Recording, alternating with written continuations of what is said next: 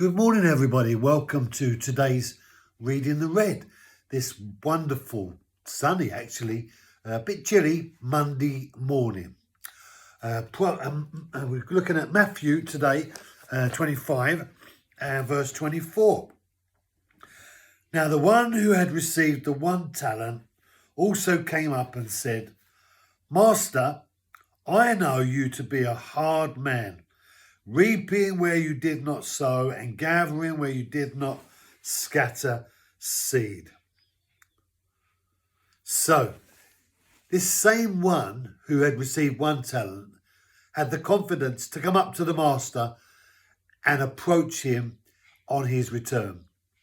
There's a sort of an acceptance within this man's heart that this master is actually a bit of a tyrant. And you can imagine the master saying to him, slave, why don't you insult me? You know, this perspective that he had of the master, where did he get it from? And there are many people who have a perspective of God. Where do they get it from? The reality is that so often people think about God as being something when actually he is nothing like the something that they think.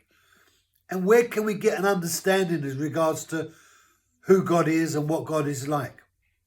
We get our understanding from the scriptures. As God deals with his people and interacts with his people, so we see the reality of God's character and God's nature. And we see the attributes of God in his dealings with his people. But Jesus came to reveal the Father. And the revelation of the relationship that Jesus had with the Father while Jesus was on the earth 2,000 years ago is our best opportunity to discover what God is like. And in all of the dealings as it relates to Jesus and the Father, we don't see anything as it relates to the perspective that this 1 talented slave had towards his master. We don't see a God who is mean and nasty and full of aggression and a lack of understanding. We don't see these poisonous representations of the thoughts within the mind of this 1 talented slave. We see someone who is awesome and beautiful and compassionate and caring and loving. He goes up to lepers and holds them. He reaches out to those who are broken in the street, in the gutter. He feeds the hungry. He meets the needs of the broken and the poor and the orphan and the widow.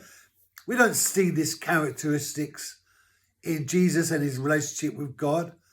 So why does this guy think these things about the master, about God? Why?